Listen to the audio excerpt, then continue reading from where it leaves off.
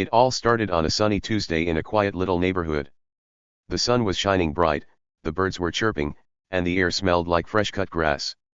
This wasn't a fancy place with big houses or shiny cars. Nope, it was just a regular street with small homes, patchy lawns, and a few old trees. Kids rode their bikes sometimes, and dogs barked at squirrels. It was peaceful, well, most of the time. Meet Jake Miller. Jake was a guy who lived in one of those small houses. His house wasn't big or new. It had chipped paint on the walls, a creaky front door, and a tiny porch with a wobbly chair. Jake didn't mind, though. He liked it simple. He drove a beat-up truck that rattled when it started, and he had a lawn he mowed every weekend. The lawn wasn't perfect, sometimes it had bald spots where the grass wouldn't grow, but Jake kept it neat. He'd push his old mower back and forth, sweat dripping down his face, and then sit on his porch with a cold soda when he was done. That was Jake's life. Nothing special, right? That's what everyone thought, anyway. The neighbors saw Jake and figured he was just a quiet guy. He wasn't loud like some people who blasted music or yelled at their kids. He didn't throw big parties or have fancy stuff. Jake was the kind of guy who waved hello when he saw you, maybe said nice day, huh, and then went back to his business. He wore old jeans and t-shirts, and his brown hair was always a little messy, like he didn't care about brushing it. Kids in the neighborhood liked him because he'd toss them a ball if it rolled into his yard. Old folks liked him because he didn't make noise. Everyone thought they knew Jake. But here's the thing, they didn't. Not really. See, Jake had a secret. It wasn't the kind of secret like he was a superhero or a spy. Nothing that wild. But it was a secret that made him different, something he kept tucked away like a hidden treasure. Nobody in this sleepy little neighborhood had any clue. And that secret? It was about to shake things up big time. This quiet street was going to get loud, not because of Jake, but because of a guy named Tony. Now, let's talk about Tony. Tony called himself the HOA enforcer. HOA stands for Homeowners Association, which is supposed to be a group that makes rules to keep a neighborhood nice. But here's the funny part, there was no real HOA on this street. Tony just made it up. He wasn't a cop or a boss or anything official. He was just a guy with too much time on his hands. Tony lived 3 houses down from Jake in a place with a rusty mailbox and weeds all over his yard. You'd think a guy who cared about rules would fix his own house, right? Nope. Tony didn't care about that. He cared about bossing everyone else around. Tony was tall and skinny, with a pointy nose and a loud voice. He wore a baseball cap backward and carried a clipboard everywhere he went. On that clipboard, he'd scribble notes about stuff he didn't like, things like Mrs. Carter's flowers are too red or Mr. Lopez's dog barks too much. He even had a badge pinned to his shirt, a cheap, plastic one that looked like something you'd get from a toy store. Tony probably ordered it online for $5. He'd strut up and down the street, chest puffed out, acting like he owned the whole place. "I'm in charge here," he'd yell, waving his clipboard like it was a magic wand. Most people just rolled their eyes and ignored him. They'd mutter, "Oh, it's just Tony being Tony," and go back to their day. But on that sunny Tuesday, Tony decided to pick on Jake. It was a perfect day, blue sky, warm breeze, not a cloud anywhere. Jake was outside, sitting on his wobbly porch chair, sipping a lemonade. His grass was freshly mowed, and it looked good. Not too tall, not too short, just nice and green. Jake was proud of it. He'd spent an hour that weekend pushing his mower, making sure every blade of grass was even. He wasn't trying to show off or anything, he just liked his yard to look tidy. That's when Tony came marching over, his sneakers crunching on the gravel. Jake looked up and saw Tony coming. He didn't say anything at first, just took another sip of his lemonade. Tony stopped right in front of Jake's lawn, put his hands on his hips, and stared at the grass like it had done something wrong. Then he smirked a mean little smile that showed his crooked teeth. "Jake," he said, his voice loud enough for the whole street to hear, "your grass is too green." Jake blinked. "Huh," he said, tilting his head. He wasn't sure he heard right. Too green? What did that even mean? Grass was supposed to be green, wasn't it? That's what made it grass. But Tony didn't care about making sense. He tapped his clipboard with a pen and kept talking. "Yeah, too green," he said. "It's against the rules. Grass can't be this green. It's not normal. You're breaking the HOA code, Miller. Jake set his lemonade down on the porch railing. Tony, he said, nice and calm, there's no HOA here. You know that, right? His voice wasn't mad or loud, just steady, like he was talking to a kid who didn't get it. But Tony didn't like that. He hated when people didn't take him seriously. His face turned red, and he pointed at Jake with his pen. Don't talk back to me, he snapped. I'm the enforcer. I make the rules. And I say your grass is too green, so you better fix it. Jake leaned back in his chair and crossed his arms. He didn't laugh, even though it was pretty funny. Too green? Really? He could have argued, could have told Tony to get lost, but Jake wasn't like that. He didn't yell or fight. He just watched Tony with those quiet brown eyes of his, like he was sizing him up. Most folks on the street would have shrugged and let Tony ramble. They'd learned it was easier to nod and wait for him to leave. But Jake? Oh, Tony had no idea who he was messing with that day. See, Jake wasn't just some guy with a truck and a lawn. He wasn't loud or pushy, but he wasn't weak either. He had something Tony didn't expect, a secret that was going to turn this little game upside down. Tony thought he could boss Jake around like he did everyone else. He thought Jake was an easy target, someone who'd just sit there and take it. Big mistake. Jake wasn't scared of Tony's clipboard or his fake badge. He had something better up his sleeve, and it was going to hit Tony like a ton of bricks. Let's rewind a bit and talk about how Jake got here. He moved to this neighborhood about a year ago. Before that, he lived in a bigger town with more noise and more people. He didn't like it there, too busy, too crowded. So he found this little street with its small houses and friendly faces. It wasn't much, but it felt like home. Jake's house used to belong to an old man who moved away, and it needed work. The roof leaked sometimes, and the windows stuck when you tried to open them. But Jake fixed it up little by little. He painted the walls, patched the roof, and mowed that lawn every weekend. He didn't have a lot of money, but he didn't need much. Just a quiet place to call his own. The neighbors liked Jake right away. Mrs. Carter, the lady with the red flowers, said he was a good boy. Mr. Lopez, the guy with the barking dog, lent Jake a wrench once to fix his truck. Even the kids who rode their bikes past his house gave him thumbs UPS when he waved. Jake fit in because he didn't make a fuss. He wasn't trying to be the big shot or the loudmouth. He was just Jake, plain, simple Jake. Or so they thought. But Tony didn't like Jake. Maybe it was because Jake didn't bow down to him like some folks did. Maybe it was because Jake's lawn looked better than Tony's messy yard. Whatever it was, Tony decided Jake was his new favorite person to pick on. It started small little comments like your truck's too old or your porch looks dumb. Jake didn't bite. He'd just nod and say, okay, Tony, and keep doing his thing. That drove Tony crazy. He wanted Jake to get mad, to argue, to give him something to write on that stupid clipboard. But Jake stayed cool, and that made Tony push harder. Back to that sunny Tuesday. Tony was still standing there, glaring at Jake's lawn. The grass sparkled in the sunlight, all fresh and green from the weekend mowing. Jake had even watered it that morning, so it looked extra nice. Any normal person would have said, wow, great job. But not Tony. He saw that green grass and decided it was a problem. I'm giving you a warning, Tony said, scribbling on his clipboard like it was the most important thing in the world. Fix this grass by next week, or you're in big trouble, Miller. Jake didn't move from his chair.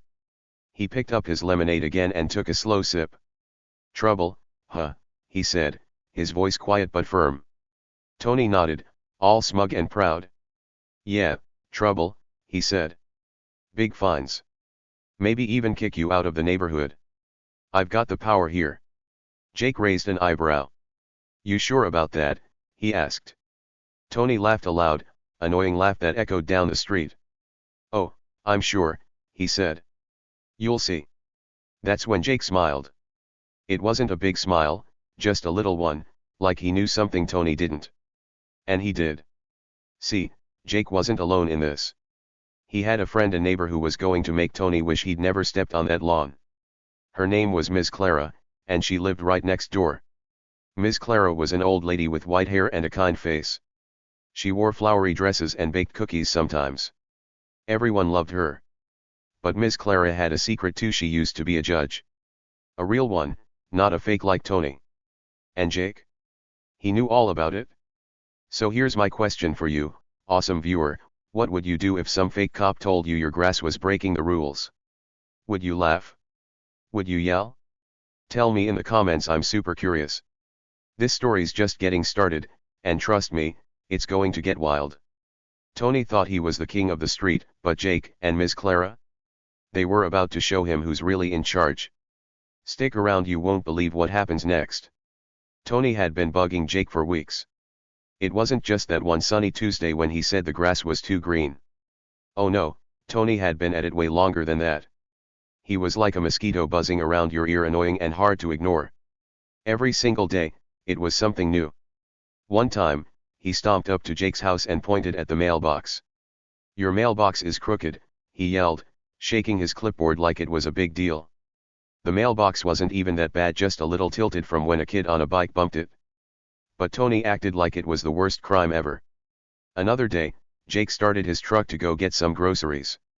The truck was old, sure, and it made a loud rumble when it turned on. Tony came running out of his house like a superhero or a crazy person waving his arms. "Your truck's too loud," he shouted, scribbling on that dumb clipboard again. Jake just looked at him through the window, turned the key, and drove off. He didn't even say a word. But Tony? He stood there in the street, huffing and puffing, writing more nonsense like truck noise violation or something silly like that. Every time Jake stepped outside, there was Tony. It was like Tony had a secret alarm that went off whenever Jake opened his door. If Jake went to check his mail, Tony was there, peeking over the fence. If Jake sat on his porch with a soda, Tony would march by, muttering about something. One time, Jake was just sweeping some leaves off his steps, and Tony popped up out of nowhere.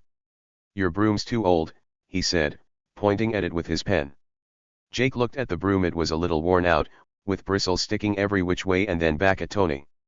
"It's a broom, Tony," he said, nice and calm. Tony didn't care. He wrote it down anyway. The neighbors saw all this happening, and they'd giggle about it. They'd hide behind their curtains, peeking out their windows, and whisper to each other. "Poor Jake," they'd say, shaking their heads. "Tony's picking on him again." Mrs. Carter, the lady with the red flowers, would sip her tea and chuckle. "That Tony's a nut," she'd tell her husband. Mr. Lopez, the guy with the loud dog, would laugh so hard his belly shook. "Jake's too nice to fight back," he'd say, petting his pup. The kids on their bikes would ride by and snicker too.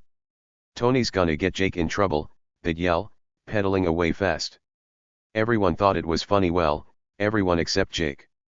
But here's the thing, Jake didn't mind. Not yet. See, Jake wasn't the kind of guy who got mad easy. Some people would have yelled at Tony by now. They'd have stomped over to his house, banged on his door, and told him to knock it off. Not Jake. He was different. Every time Tony came around with his clipboard and his loud voice, Jake would just nod. Sometimes he'd smile a little smile, not a big one, and then go back inside his house. He didn't argue or shout. He didn't even roll his eyes like the neighbors did. He stayed cool, like a cucumber in a fridge. Tony thought that meant Jake was scared or weak. Ha! Tony had no idea what was coming. Let's talk about that clipboard for a second. Tony loved that thing. It was old and scratched up, with papers clipped to it that fluttered in the wind. He carried it everywhere, like it was his best friend. He'd write stuff down all the time, dumb stuff, silly stuff, stuff that didn't even make sense. Jake's grass too green, he wrote that Tuesday. Jake's mailbox crooked, he wrote another day. Jake's truck loud and ugly, he added once. He'd scribble and scribble, then hold it up like it was a rule book for the whole world. The neighbors called it Tony's Book of Crazy, and they'd laugh about it behind his back. But Tony acted like he was judge and jury, like he could decide who was good or bad just by writing it down. Silly, right? Jake didn't care about the clipboard. He didn't care about Tony's fake badge either, that cheap plastic thing pinned to Tony's shirt. Jake saw it all, heard it all, and just let it slide. Why? Because Jake wasn't as helpless as he looked. Tony thought he was picking on some quiet guy who wouldn't fight back. He thought Jake was an easy target, like a mouse in a cat's game. But Jake had something Tony didn't know about. He had a neighbor named Miss Clara, and she was about to change everything. Miss Clara lived right next door to Jake. Her house was small, just like his, with a little porch and a rocking chair out front. She was an old lady with white hair that she tied up in a bun. She wore dresses with flowers on them, pink ones, yellow ones, blue ones, and she walked with a cane sometimes. Miss Clara was sweet as pie. She'd wave at the kids riding by and say, "Be careful, little ones." She'd smile at the grown ups and ask, "How's your day?" Everyone on the street liked her. Sometimes she'd bake cookies, chocolate chip ones that smelled so good you could sniff them from across the yard. She'd bring a plate to Jake every now and then, knocking on his door with a big grin. "Here you go, dear," she'd say, handing them over. Jake would take the cookies and say, "Thanks, Miss Clara," and they'd chat for a bit. The neighbors thought Miss Clara was just a nice old lady. They'd see her watering her flowers or sitting in her rocking chair, and they'd wave. "Good morning, Miss Clara," they'd call. She'd wave back and say, "Good morning to you too." Tony liked her too, at least, he didn't bug her like he did Jake. Maybe because she gave him a cookie once, and he didn't want to lose that. But here's the secret Tony didn't know, Miss Clara wasn't just any old lady. She was a retired judge. Yep, a real judge who used to wear a black robe and sit in a courtroom, making big decisions. She'd worked for years, listening to people's stories and deciding what was fair. Now she was retired, living quietly next door to Jake. And Jake? He knew all about it. She was his secret weapon. Tony had no clue. He kept pushing Jake, thinking he could do whatever he wanted. Day after day, he'd find something new to complain about. One morning, Jake was watering his lawn with a hose. The water sprayed out, making little rainbows in the sun. Tony saw it and stomped over. "You're wasting water," he shouted, scribbling on his clipboard. "That's against the rules." Jake turned off the hose and looked at him. "It's my water, Tony," he said, calm as ever. Tony glared. "Not if I say it isn't," he snapped, and off he went, muttering about fines. Another time, Jake was fixing a loose board on his porch. He had a hammer and some nails, banging away to make it steady. Tony heard the noise and ran over. "You're too loud," he yelled, waving his badge like it meant something. "Stop that right now." Jake kept hammering, not even looking up. "It's my house, Tony," he said. Tony's face got all red, and he wrote something long on his clipboard, probably "Jake's hammer is bad" or some junk like that. Jake finished the board, tested it with his foot, and went inside. Tony stood there, fuming. The neighbors kept watching, whispering, laughing. "Tony's gonna drive Jake crazy," they'd say. But Jake wasn't crazy. He wasn't even mad, not yet. He'd see Tony coming, hear the yelling, and just nod. Sometimes he'd say, "Okay, Tony," in that quiet voice of his. Sometimes he'd smile that little smile. Tony thought it meant he'd won. He'd strut away, proud as a peacock, thinking he was the boss. But every time he left, Jake would glance next door at Miss Clara's house. She'd be there sometimes, rocking in her chair, watching it all. She'd give Jake a little wink, and he'd nod back. They had a plan, or at least, they were ready for one. Then came the big moment. One day, Tony went too far. It was a Thursday afternoon, warm and breezy. Jake was inside, eating a sandwich, when he heard a loud knock. He opened the door, and there was Tony, holding a big, ugly piece of paper. It was a notice, written in big black letters, "Fix your grass or pay a $500 fine." Tony had taped it right to Jake's door, smack in the middle, so everyone could see. He stood there, grinning like he'd just won a prize. "You've got 1 week, Miller," he said, tapping his clipboard. "Pay up or else." Jake stared at the paper. It was messy, with smudged ink and crooked writing. It looked like something a kid made up for a game, not a real rule. He reached up, peeled it off the door, and held it in his hands. Tony crossed his arms, waiting for Jake to freak out. The neighbors peeked out again, Mrs. Carter from her kitchen, Mr. Lopez from his garage. They thought Jake might finally snap. But Jake didn't yell. He didn't throw the paper back at Tony. He just crumpled it up slowly, crinkle by crinkle, until it was a tiny ball in his fist. Then he looked at Tony, straight in the eyes, and said, "Okay, Tony. You asked for it?" Tony laughed. "What are you gonna do, Miller?" he said, all cocky. "You can't stop me." He turned and walked away, whistling like he'd won the biggest fight ever.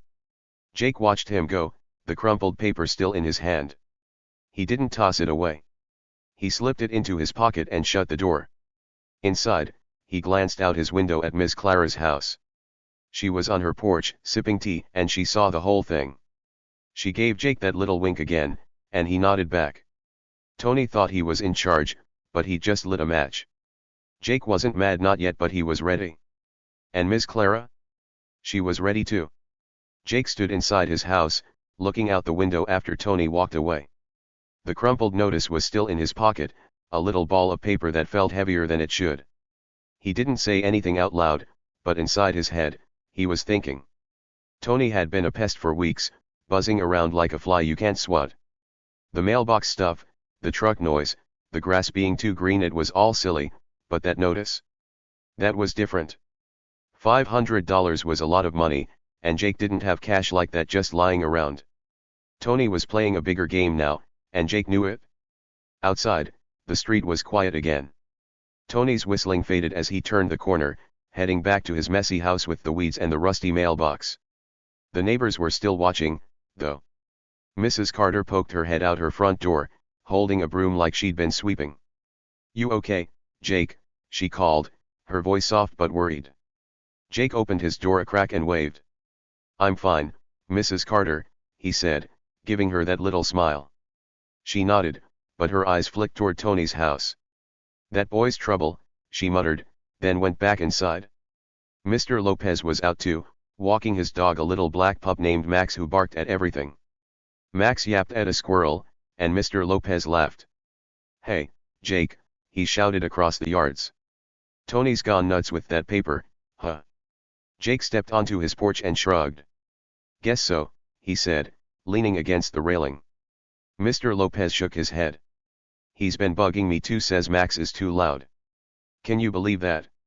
Jake chuckled. "Yeah, I can," he said. Max barked again, and Mr. Lopez tugged the leash. "Come on, you noisy mutt," he said, grinning as they walked off. The kids on their bikes zoomed by next. There were 3 of them: Tommy, Sarah, and little Ben. They screeched to a stop in front of Jake's house, tires skidding on the pavement. "Did Tony really say you owe $500? Tommy asked, his eyes wide. Jake nodded. "Yep," he said, pulling the crumpled paper out of his pocket to show them. Sarah gasped. "That's more than my whole piggy bank," she said. Little Ben frowned. "He's mean," he mumbled, kicking a pebble. Jake smiled at them. "Don't worry, kids," he said. "It's just Tony being Tony." They giggled and rode off, but Jake could tell they were curious. Everyone was.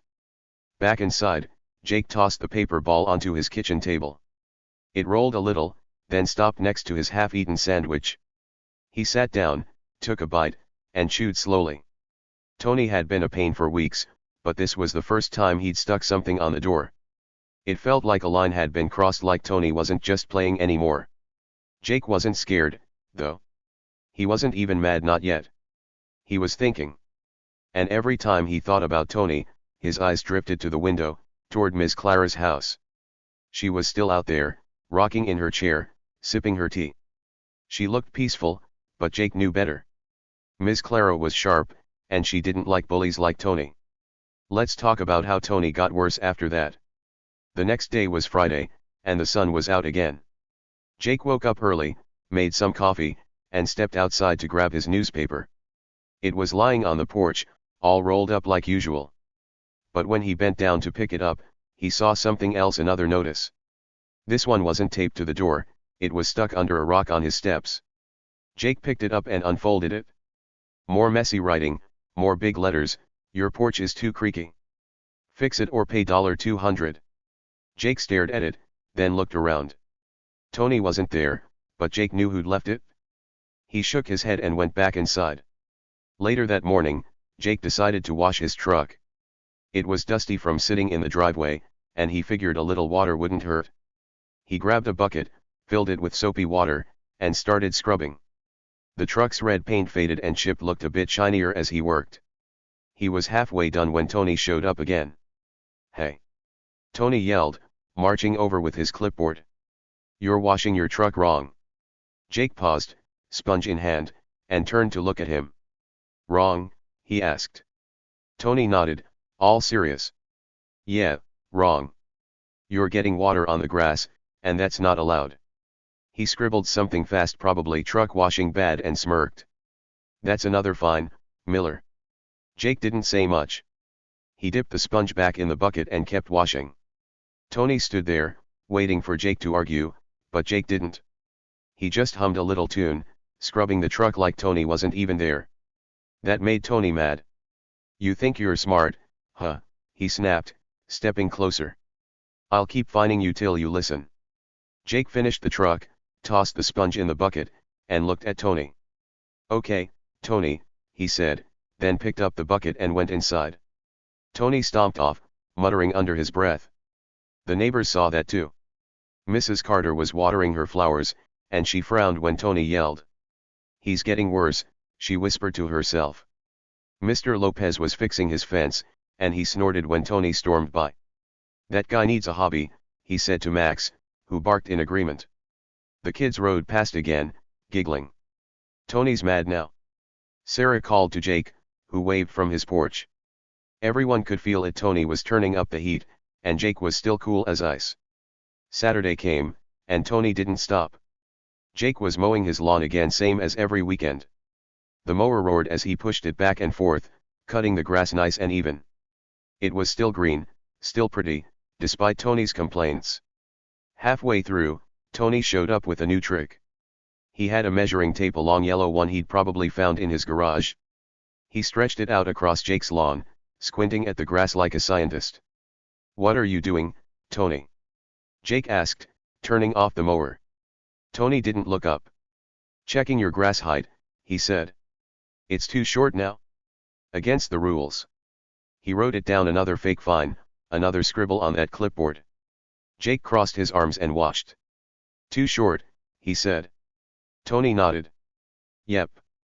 First it was too green, now it's too short. You can't win, Miller." He grinned like he'd just solved a big mystery. Jake didn't laugh, but his little smile came back. "Guess not," he said, then started the mower again. Tony stood there for a minute, tape in hand, then marched off. The neighbors peeked out again. Mrs. Carter shook her head, Mr. Lopez chuckled, and the kids zoomed by, yelling, "Tony's got a tape thingy." By Sunday, Tony was on a roll. Jake was just trying to enjoy a quiet day. He sat on his porch with a book, a beat-up old one about pirates, and a glass of water. The sun was warm, the breeze was nice, and the street was calm. Then Tony showed up with a megaphone. Yep, a megaphone. He'd probably borrowed it from somewhere, because it looked old and scratched. He held it to his mouth and shouted, "Jake Miller, your house is too small."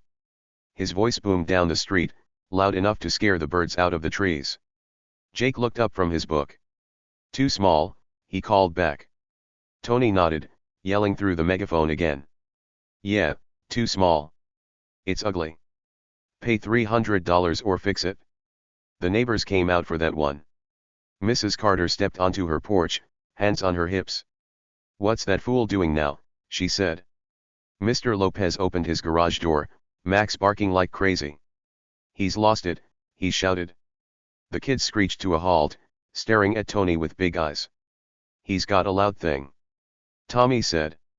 Jake just sat there, book in his lap, watching Tony like he was a clown at a circus. Tony kept yelling, "You hear me, Miller? Pay up." Jake set his book down, took a sip of water, and said, "Okay, Tony." Then he went back to reading. That's when Miss Clara stepped in, not big, just a little. She'd been watching from her porch, rocking in her chair, her tea in hand. She'd seen the notices, the yelling, the megaphone. She put her tea down, stood up slow with her cane, and walked to the edge of her yard. "Anthony," she said, her voice quiet but strong. Tony turned, megaphone still in his hand. "What, Miss Clara?" he asked, surprised. She smiled sweet, but with a glint in her eye. You might want to calm down, dear, she said. Tony blinked. Okay, he mumbled, then scurried off. Ms. Claro looked at Jake and winked. He nodded back. Tony didn't know it, but that was the start of the end. He kept pushing, sure, but Jake and Ms. Claro were ready. The notices, the fines, the megaphone, they were all piling up, making Tony look sillier every day. The neighbors were tired of it, and Jake? He wasn't mad, not yet. He was waiting. Tony thought he was winning, but he just taped that first big notice on the wrong door. Days went by after Tony taped that big notice on Jake's door, and things didn't calm down. Nope, they got crazier. Tony wasn't just bugging Jake with his clipboard and fake rules anymore, he was getting cockier every single day. It was like he thought he was the king of the street, and nobody could stop him. He'd strut around in his backward baseball cap, waving that plastic badge like it was a gold crown. The neighbors still whispered and giggled, but Tony didn't care. He was on a mission to make Jake's life tough, and he wasn't slowing down. It started with little things. One morning, Jake was eating cereal in his kitchen when he heard a loud bang on his door. He got up, still holding his spoon, and opened it. There was Tony, red-faced and yelling. "Lawn violation," he shouted, pointing at Jake's grass. "It's too messy now." Jake looked out at his lawn. It was the same as always, green, neat, mowed just a few days ago. "Messy?" Jake asked, tilting his head. Tony nodded fast, scribbling on his clipboard. "Yeah, messy. I see weeds. Pay $100 or fix it." Jake didn't argue. He just watched Tony with those quiet brown eyes, then shut the door and went back to his cereal. Tony banged again, but Jake didn't open it this time. The next day, Tony came back with a new trick. He stood in the street with a whistle like the kind gym teachers use and blew it loud. Tweet. Tweet. The noise made Max, Mr. Lopez's dog, bark like crazy. Jake stepped outside to see what was up. Tony pointed at Jake's truck. "Your truck's parked wrong," he yelled, blowing the whistle again. "It's too close to the curb. That's a $50 fine." Jake looked at his truck. It was parked the same way it always was, right in his driveway, not even in the street. "It's my driveway, Tony," Jake said, calm as ever. Tony didn't care. "Rules are rules," he snapped, writing it down. Jake just shrugged and went back inside. Then Tony got bold. One afternoon, he showed up with his buddy Rick. Rick was a short guy with a big belly and a fake badge pinned to his shirt just like Tony's. He had messy hair and a loud laugh that sounded like a donkey. Tony must have called him over to help, because now there were two of them acting like bosses. They marched up to Jake's house together, and Rick banged on the door while Tony stood behind him, grinning. Jake opened it, and Rick puffed out his chest like a tough guy. "We run this place, Miller," he shouted, so loud the windows rattled. "You better listen to us." Tony nodded, holding up his clipboard. "Yeah, Miller. We're the HOA cops. No more messing around." Jake didn't say a word. He leaned against the doorframe, arms crossed, and watched them. Rick kept yelling. "Your grass, your truck, your house all wrong. We're fining you big time." Tony added, "And don't try to hide, 'cause we'll find you." They laughed like it was the funniest thing ever. Jake didn't laugh. He didn't yell back. He just stood there, looking at them like they were two kids throwing a tantrum. After a minute, he said, "Okay, guys," and shut the door. Tony and Rick high-fived each other and walked off, thinking they'd scared him. But Jake? He wasn't scared. He was waiting. Meanwhile, something else was happening. Jake started talking more with Ms. Clara, his neighbor next door. Ms. Clara was still that sweet old lady with the white hair and flowery dresses. She'd sit on her porch every day, rocking in her chair, sipping tea from a little blue cup. She'd watch the street like it was her own backyard, quiet, but always paying attention. Jake would wander over sometimes, usually after Tony or Rick made a scene. He'd knock on her screen door, and she'd smile. "Come on in, dear," she'd say, waving him to a chair. Jake would sit, and they'd chat. At first, it was just small talk. "Nice day, huh?" Jake would say, and Miss Clara would nod. "Oh, yes, lovely weather," she'd reply. But then Jake started telling her about Tony's nonsense. One day, he sat down with a plate of her cookies, oatmeal ones this time, and said, "Tony's at it again. Says my truck's too loud." Miss Clara listened, sipping her tea, her eyes twinkling. "Is that so?" she said. Jake nodded. "Yeah, and now he's got Rick with him. They're yelling about fines all the time." Miss Clara set her cup down and leaned forward a little. "Sounds like a lot of fuss," she said. Jake grinned. "Yep. A big, loud fuss." Miss Clara didn't say much at first, but she listened good. Another time, Jake came over after Tony blew that whistle. "He's got a whistle now," Jake said, shaking his head. "Says my grass is messy." Miss Clara chuckled a soft, quiet laugh that made her shoulders shake. "A whistle? My goodness," she said. "What's next, a siren?" Jake laughed too. "Maybe," he said. She patted his hand. "Oh, don't you worry, dear," she said with a little wink. "We'll sort this out." Jake didn't ask what she meant not yet, but he liked that wink. It made him feel like something big was coming, something Tony and Rick wouldn't see coming in a million years. The neighbors noticed Jake and Miss Clara talking more. Mrs. Carter saw them one day, chatting on the porch. She was pulling weeds from her flower bed and waved.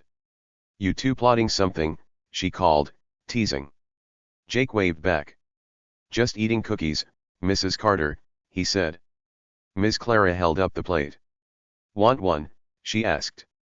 Mrs. Carter laughed and shook her head. "Maybe later," she said, but she kept an eye on them. Mr. Lopez saw it too. He was walking Max, and the dog tugged him toward Miss Clara's yard. "You and Jake buddies now?" he asked her. Miss Clara smiled. "Oh, he's a good boy," she said. Mr. Lopez nodded. "Better watch out for Tony, though," he warned. Miss Clara just winked at him too. Tony didn't notice any of this. He was too busy being loud and bossy. Every day, he'd find a new way to bug Jake. One time, he stuck a note on Jake's mailbox that said, "Too many letters. $75 fine." Jake found it when he got his mail and showed it to Miss Clara. "Letters," she said, raising an eyebrow. "What's he want you to do, stop getting mail?" Jake shrugged. "Guess so," he said. They both laughed, and Miss Clara said, "That boy's got more ideas than sense." Jake nodded. "He sure does." Rick started coming around more too. He'd follow Tony like a shadow, laughing at everything Tony said. One day, they brought a big sign cardboard with messy marker writing and planted it in Jake's yard. "Violation zone," it said in big red letters. Rick danced around it, clapping his hands. "We got you now, Miller," he yelled. Tony smirked. "Yeah, this is official," he added. Jake came out, saw the sign, and didn't touch it.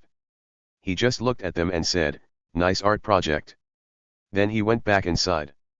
Tony and Rick thought they'd won again, but Jake was still waiting. Things kept building up. Tony would bang on Jake's door at weird times early in the morning, late at night yelling about dumb stuff. "Your lights are too bright," he'd shout at 7 a.m. "Your trash can's too full," he'd holler at 9 p.m. Rick would stand behind him, nodding like a bobblehead. "Yeah, too full," he'd echo. Jake never got mad. He'd open the door, listen, and say, "Okay, Tony," then close it. The neighbors started grumbling more. "Tony's gone too far," Mrs. Carter said one day, watering her flowers. "He's waking us all up." Mr. Lopez agreed. "Max hates that banging," he said. Even the kids were annoyed. "He's so loud." Sarah complained, riding by. Then came the afternoon Tony really crossed the line. It was a warm day, sun high in the sky, a few clouds floating around. Jake was inside, fixing a peanut butter sandwich, when he heard a weird sound outside like snipping. He peeked out the window and couldn't believe it.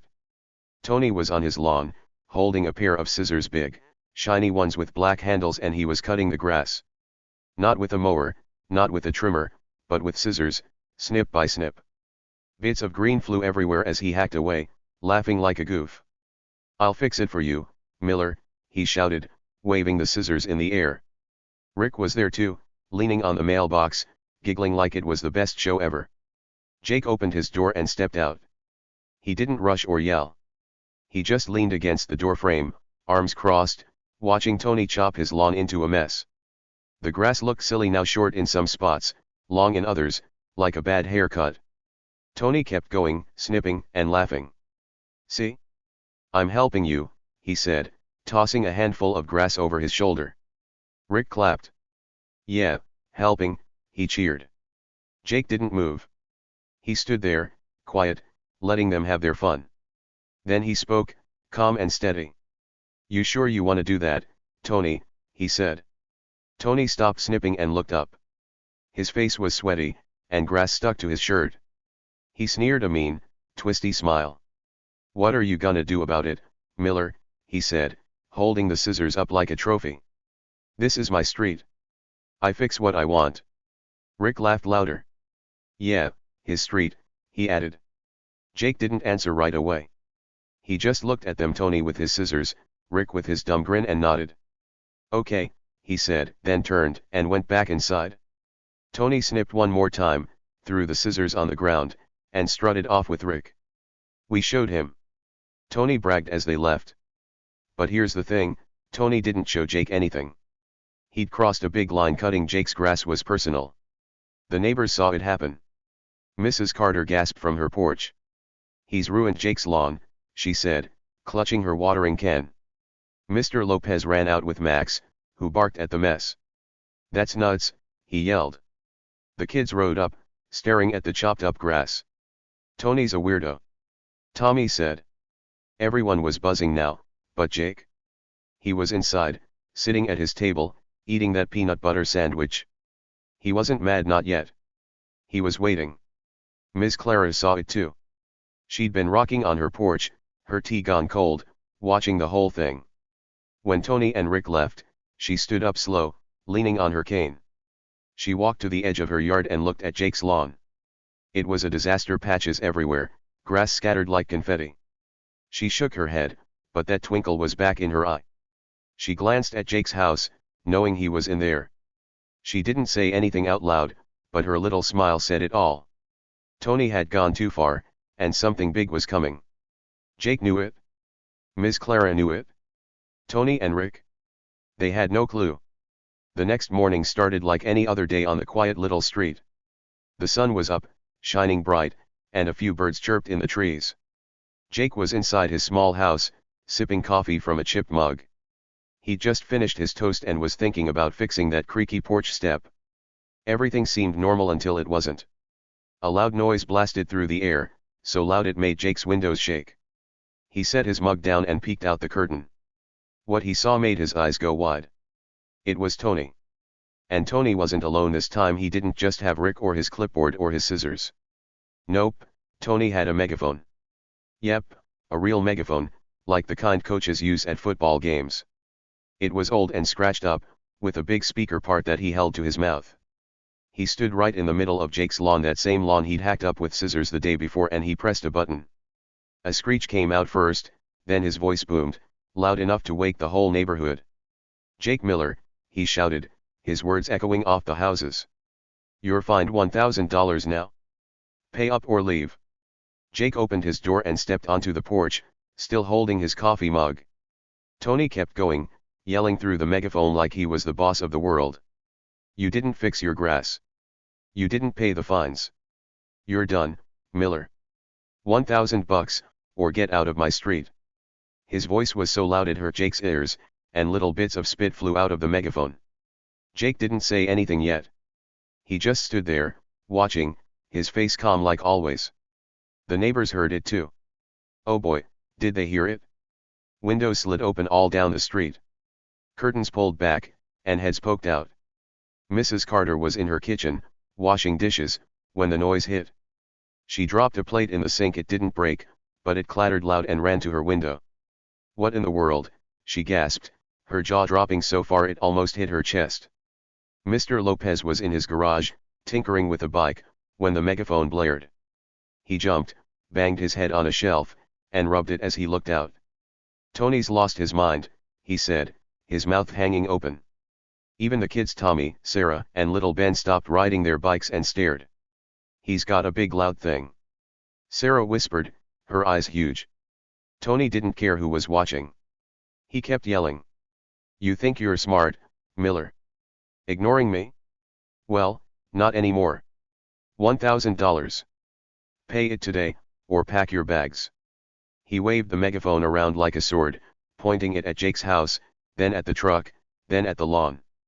Rick was there too, standing a few steps behind, holding Tony's clipboard. He wasn't laughing this time. He looked a little nervous, shifting from foot to foot. But Tony? He was all grins, thinking he'd finally won. Jake took a slow sip of his coffee, set the mug on the porch railing, and crossed his arms. He didn't shout back. He didn't even move much. He just watched Tony like he was a noisy bird that would fly away soon. The neighbors kept peeking, whispering to each other. $8,000. Mrs. Carter said to herself, clutching her apron. That's crazy. Mr. Lopez muttered, he can't do that, can he? The kids giggled, but they were confused too. Is Jake in big trouble? Little Ben asked. Nobody knew what was going to happen next. That's when Miss Clara stepped outside. The front door of her little house creaked open, and out she came. But she didn't look like the Miss Clara everyone knew. Usually, she wore flowery dresses, pink ones, blue ones, yellow ones with little daisies on them. She'd have her white hair in a bun and a sweet smile on her face. Not today. Today, Miss Clara was different. She was wearing a sharp black suit, like the kind people wear to important meetings. It had a jacket and pants, all crisp and clean, and a white shirt underneath. She didn't have her cane either. She stood tall, her back straight, like she was 20 years younger. In her hands, she carried a thick folder, stuffed with papers that poked out the edges. And her face? It wasn't soft or smiley. It was serious, with a look that could freeze lava solid. Tony didn't see her at first. He was too busy yelling. You hear me, Miller? Pay up. I'm the boss here. His voice bounced off the houses, loud and proud. Jake saw Miss Clara, though. He glanced her way, and that little smile of his came back, just a tiny one, like he knew something good was about to happen. Miss Clara walked across her yard, slow and steady, her fancy shoes clicking on the pavement. She stopped right at the edge of Jake's lawn, a few feet from Tony, and cleared her throat. It wasn't loud, but it was enough. Tony spun around, megaphone still in his hand. What? He snapped, annoyed that someone interrupted him. Then he saw her, the old lady from next door, but not looking so old anymore. He blinked, confused. Who are you supposed to be? He said, lowering the megaphone a little. Miss Clara didn't flinch. She looked him right in the eyes and said, Anthony Perkins. Her voice was calm but loud, not shouty like Tony's, just strong, like she meant every word. Tony's mouth opened, then closed, then opened again. How do you know my name, lady? He asked, his voice squeaky now. He took a step back, bumping into Rick, who almost dropped the clipboard. Miss Clara smiled, not her usual sweet smile, but a sharp one, like a cat about to pounce. Oh, I know a lot about you, she said, holding up the thick folder so everyone could see it. My name is Judge Clara Evans. I'm retired now, but I used to be a judge, a real one. And I still have friends at the courthouse. The street went quiet. Real quiet. Tony's megaphone slipped a little in his hand, and Rick's eyes got big as saucers. The neighbors stopped whispering and stared. Mrs. Carter leaned so far out her window she almost fell. Mr. Lopez dropped his wrench, and it clanged on the garage floor. The kids froze on their bikes, mouths open. Jake. He just stood there on his porch, arms still crossed, smirking a little bigger now. Miss Clara kept talking, her voice cutting through the silence like a knife. And this, she said, tapping the folder with one finger. This is proof you've been scamming this neighborhood with your fake HOA for 2 years. She opened the folder just a bit, and papers rustled inside, letters, pictures, notes, all stacked up neat and tidy. I've got names, dates, everything. You've been making up rules, writing fake fines, pretending you're in charge. But you're not. You're a liar, Anthony Perkins, and I've got it all right here. Tony's face went white, like ghost white. He looked like someone had dumped a bucket of ice water on his head. The megaphone dropped to the ground with a thud, rolling a little in the grass. What? He stammered, his voice all shaky. You can't, I mean, I didn't. He couldn't finish his sentence. His eyes darted around to Jake, to Rick, to the neighbors watching. He was stuck, and he knew it. Rick didn't wait to find out what happened next. He yelped like a scared puppy and dropped the clipboard.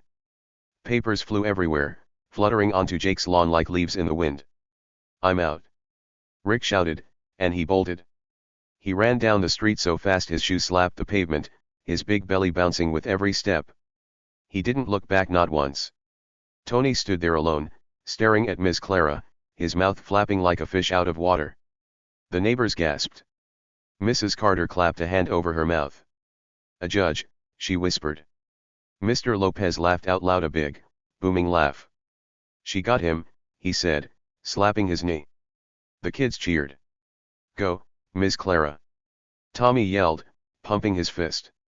Sarah and Ben clapped their hands, jumping up and down. Everyone was buzzing now, eyes locked on Miss Clara and Tony. Miss Clara didn't stop.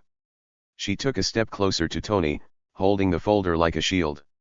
You've been bullying people, she said, her voice still calm but hard. Telling them to pay money for nothing. Writing silly notes, cutting grass, scaring folks with your megaphone. It's all fake, Anthony. There's no HOA here. Never was. You made it up, and I've got proof. You've been doing it for 2 whole years. Tony tried to talk. But he stuttered, pointing at the megaphone like it could save him. I was just helping. Miss Clara shook her head. Helping, she said. No, dear. You were tricking people. And it stops today. She flipped open the folder and pulled out one paper, a photo of Tony sticking a note on someone's door. See this, she said, holding it up. That's you, last year, at Mrs. Carter's house. And this one. She pulled out another, a list of fake fines. That's all the money you told people to pay. It's all here, Anthony. Tony's knees wobbled. He looked like he might fall over. You can't do this, he said, but his voice was tiny now, not big and loud like before. Miss Clara tilted her head. Oh, I can, she said. I've already called my friends at the courthouse. They're very interested in this folder. You might want to start explaining yourself to them. That's when Jake finally spoke. He'd been quiet the whole time, just watching from his porch. Now he stepped forward, hands in his pockets, that smirk still on his face. Told you to leave my grass alone, he said, looking right at Tony. His voice wasn't loud or mean, just steady, like always. Tony turned to him, eyes wild. You knew about this, he asked, pointing at Miss Clara. Jake shrugged. Maybe, he said. Guess you picked the wrong lawn to mess with. The neighbors went wild. Mrs. Carter clapped her hands. Oh, Jake, you sly dog, she called. Mr. Lopez laughed so hard he had to sit down on his steps. He had a judge next door, he said, wiping his eyes. The kids cheered louder. Jake's awesome. Sarah yelled. Tony's toast. Tommy added. Everyone was talking at once, pointing at Tony, at Miss Clara, at the folder. It was like a party breaking out right there on the street. Tony didn't know what to do. He looked at the megaphone, then at the papers Rick had dropped, then at Miss Clara's folder. His face wasn't white anymore, it was red, then white, then red again, like he couldn't decide if he was mad or scared. This isn't over, he shouted, but it sounded weak. He kicked the megaphone, it didn't go far, and started backing away. You'll see, he said, then turned and ran, not as fast as Rick but fast enough. He tripped over a rock, stumbled, and kept going, disappearing around the corner. Miss Clara watched him go, then closed her folder. She turned to Jake and smiled, not the sharp smile, but her sweet one again. Well, dear, she said, that's that. Jake nodded. Thanks, Miss Clara, he said. She patted his arm. Anytime, she replied, then walked back to her porch, her black suit shining in the sun. The neighbors kept staring, jaws still dropped, but now they were smiling too. Jake picked up his coffee mug, took a sip, and went inside. The big reveal was done, and Tony was finished. Miss Clara didn't stop with just showing Tony that folder and scaring him off. Oh no, she had more up her sleeve. She wasn't done making things right. After Tony ran away from Jake's lawn, Tripping over that rock and disappearing around the corner, Ms. Clara turned back to her house. She didn't say much out loud, but she had a plan. She walked inside, her sharp black suit still on, and picked up her old phone, the kind with a curly cord that hung on the wall. She dialed a number she knew by heart, and a big smile spread across her face. See, Ms. Clara wasn't just a retired judge who knew stuff. She had friends, important friends from her days in the courthouse. And those friends? They were real cops, not fake ones like Tony and Rick. She called them up, her voice calm but firm, like she was ordering a pizza but way more serious. "Hello, Officer Tom," she said into the phone. "It's Clara Evans. I've got a little problem here on my street. A boy named Anthony Perkins has been causing trouble scamming folks with a fake HOA. I've got proof, and I think you should come take a look." She patted that thick folder on her table while she talked, and Officer Tom said, "We'll be right there, Judge Evans." Jake was still on his porch, sipping his coffee, when the cops showed up. It didn't take long, maybe 10 minutes after Ms. Clara hung up the phone. 2 police cars rolled down the street, lights flashing red and blue, but no sirens. They didn't need to be loud, everyone was already watching. The cars stopped right in front of Jake's house, kicking up a little dust from the road. 4 cops stepped out, big guys in blue uniforms with shiny badges, not plastic ones. They had handcuffs dangling from their belts, and they looked ready for business. The neighbors peeked out again. Mrs. Carter ran to her window so fast she almost tripped over her cat, Whiskers, who meowed and darted away.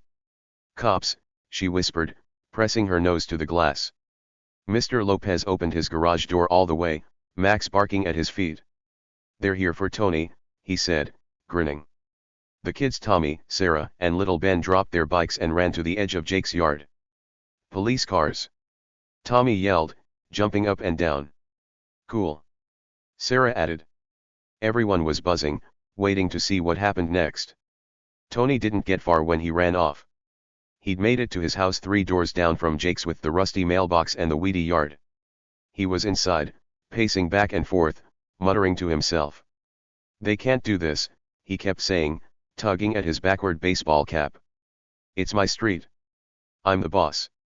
He didn't know the cops were coming until they knocked on his door, 3 loud bangs that made him jump. "Anthony Perkins," one cop shouted. "Open up." "Police." Tony froze. His face went white again, like it did when Ms. Clara showed him the folder.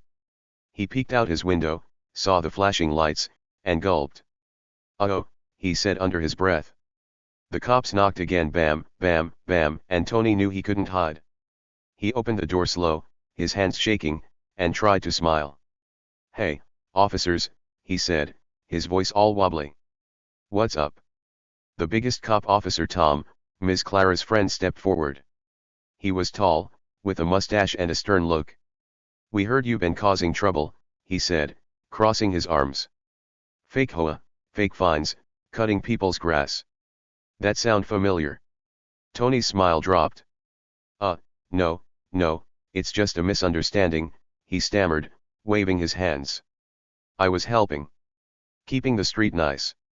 Officer Tom didn't buy it. "Helping, huh," he said. "Let's see what Judge Evans has to say." Right on cue, Ms. Clara walked over from her house. She'd taken off her jacket, but she still had that white shirt and black pants, looking sharp. She carried the folder under one arm, and her eyes locked on Tony. "Hello, Anthony," she said, calm as ever. Tony's knees wobbled. "You again," he squeaked. Ms. Clara nodded. "Me again," she said, then handed the folder to Officer Tom. "Here's everything, 2 years of his tricks. Notes, pictures, fake rules. He's been scamming everyone." Officer Tom flipped through the folder, his eyebrows going up. "Wow," he said, pulling out a photo of Tony taping a note to Mrs. Carter's door.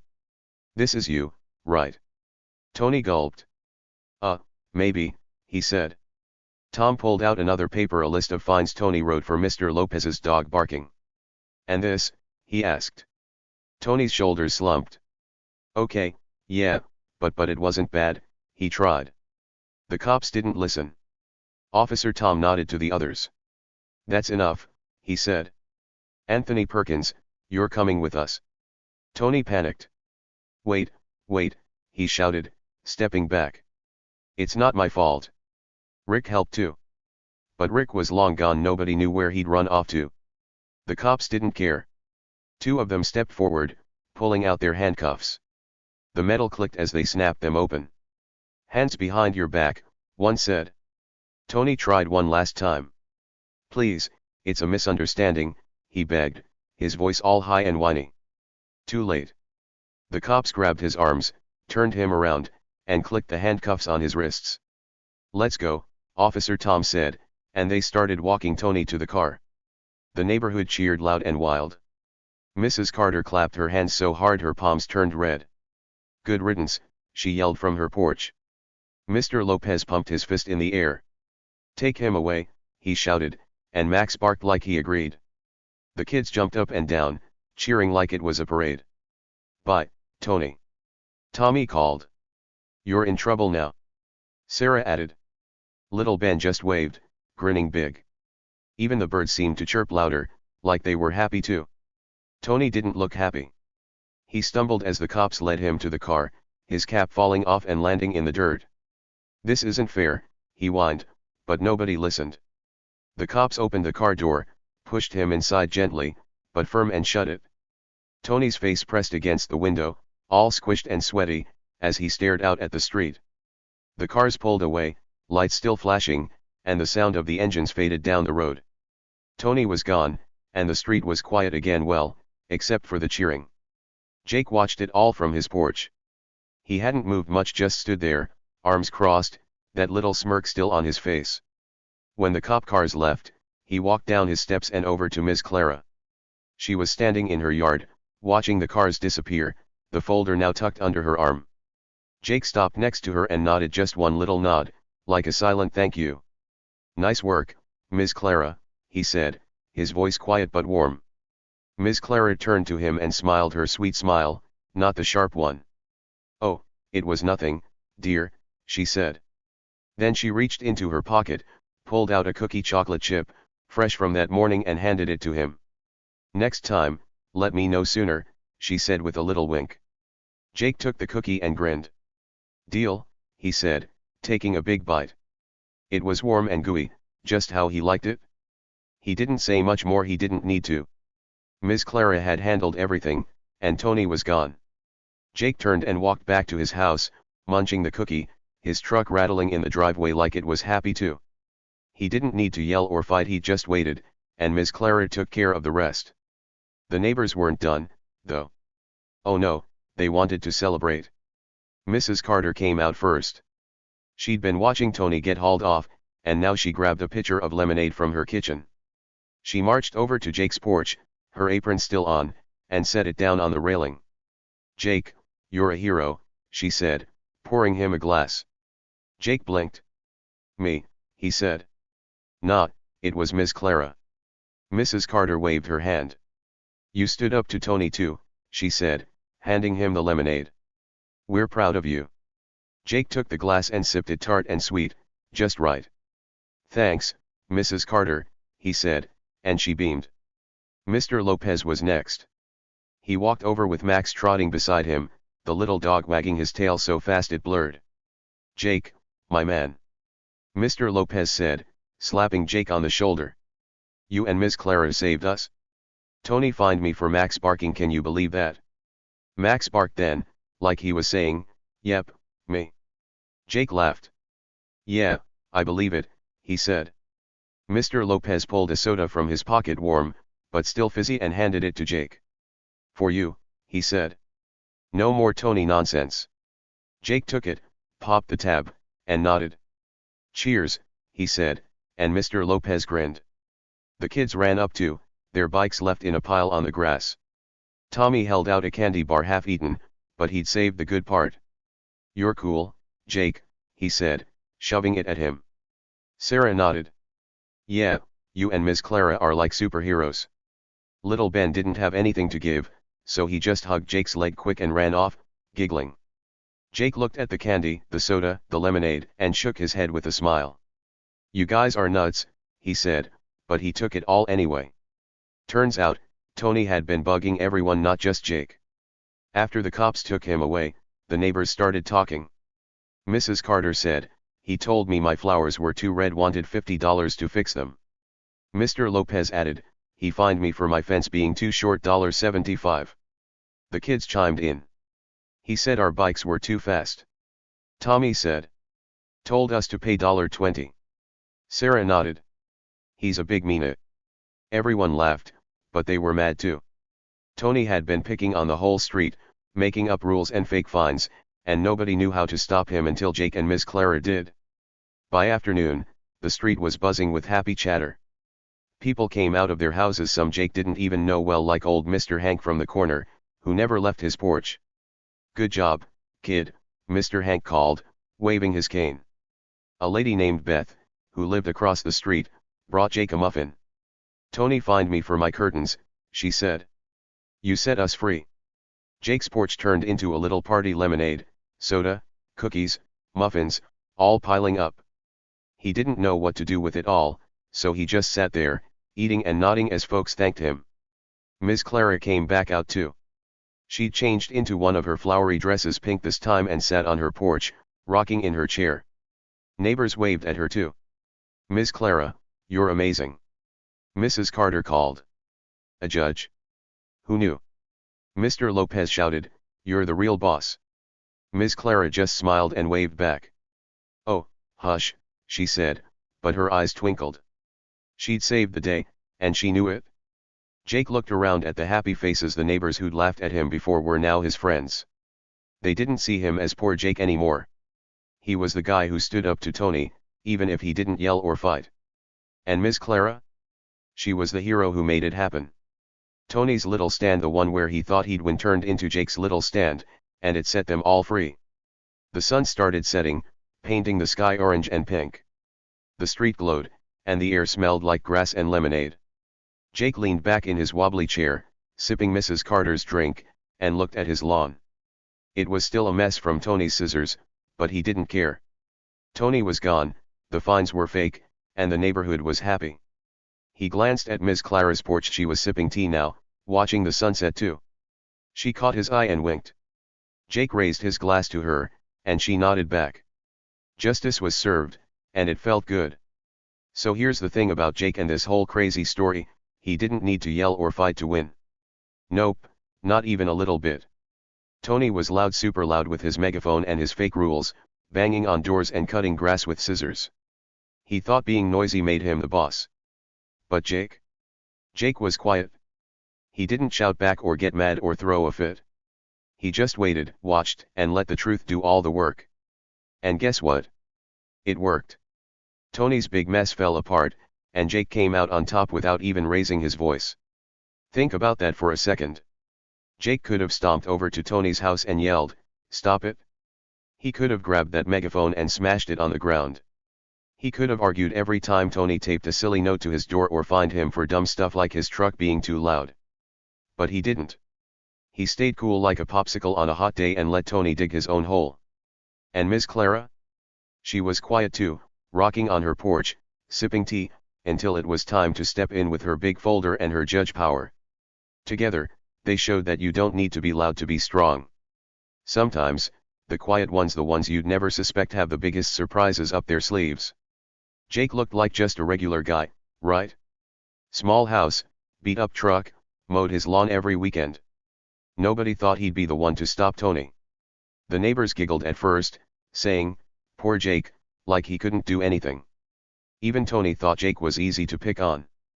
But Jake had a secret weapon, Miss Clara, and he knew when to use it. He didn't brag or show off. He just waited for the right moment, and bam! Tony didn't know what hit him. Let's picture it like this: imagine you're at school, and there's a kid who's always loud, yelling in the halls, bossing everyone around, acting like they're the king or queen of recess. Maybe they tell you your backpack's too blue or your lunch is too smelly, and they laugh like it's a big joke. You could yell back, right? You could shout, "Leave me alone," and make a big scene. But what if you didn't? What if you stayed calm, watched what they did, and waited for the teacher to catch them being silly? That's what Jake did. He didn't fight Tony's noise with more noise. He let Tony trip over his own feet, and Miss Clara, the teacher in the story, brought the truth to fix it all. And those loudmouths who think they're in charge? They're usually the first to fall. Tony was like that kid at school who thinks shouting makes him big. He strutted around with his clipboard, his fake badge, his megaphone, telling everyone what to do. "Pay me money," he'd yell. "Fix your grass," he'd demand. He thought he was unstoppable like a superhero, but a bad one. But loud doesn't mean strong. Tony's big talk didn't hold up when Miss Clara showed up with her folder and her cop friends. He ran away, tripped, got caught, and poof, he was gone. The loudest guy on the street turned out to be the weakest when it mattered. Let's think about some other stuff too. Remember how the neighbors changed? At first, they laughed at Jake behind their curtains.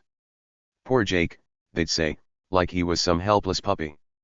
They watched Tony bug him and didn't do much, just whispered and giggled.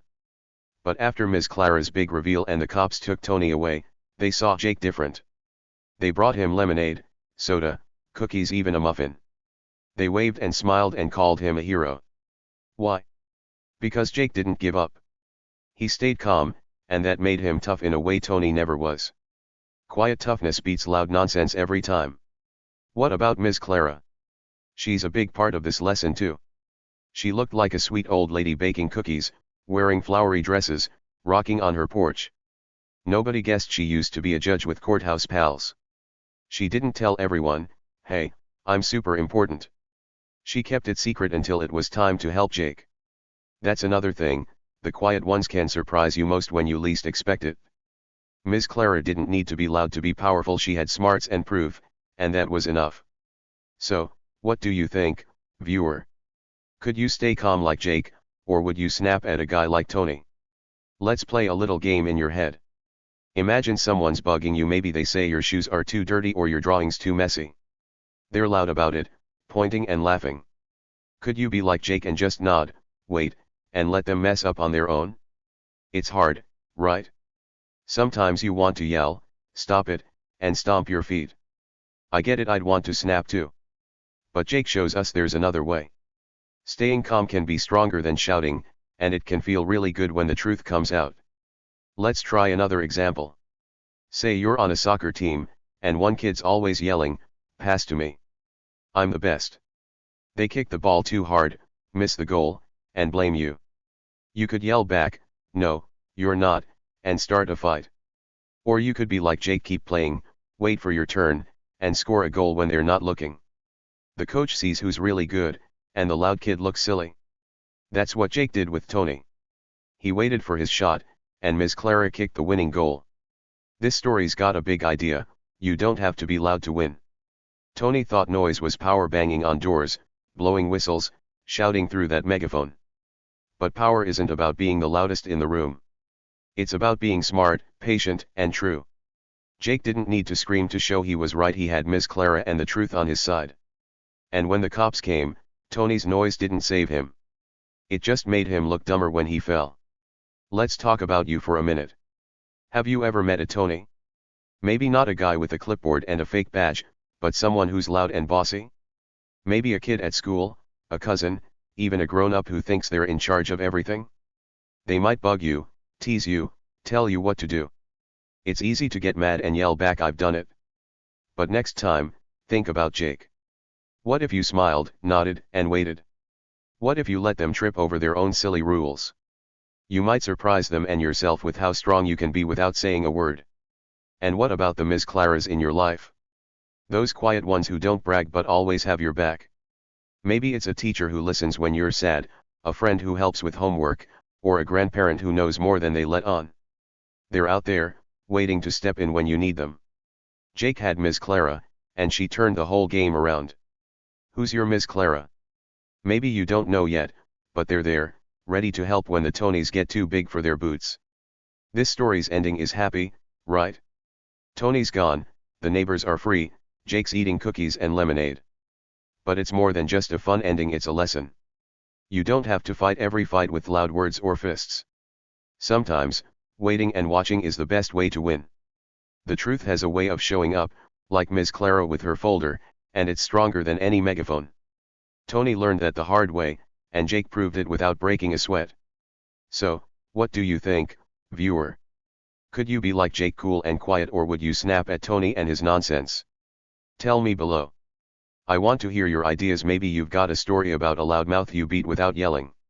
Drop it in the comments. I read every one. And if you loved this wild ride, hit that like button.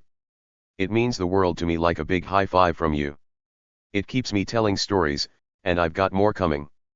Let's wrap this up with one last thought.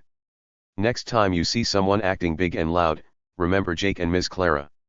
The quiet ones can surprise you, and the loud ones don't always win. You've got power inside you, smart, calm power, and it's bigger than any clipboard or megaphone. Stay cool, wait for your moment, and watch the truth do its magic. See you next time for another wild ride. Bye for now, and keep being awesome.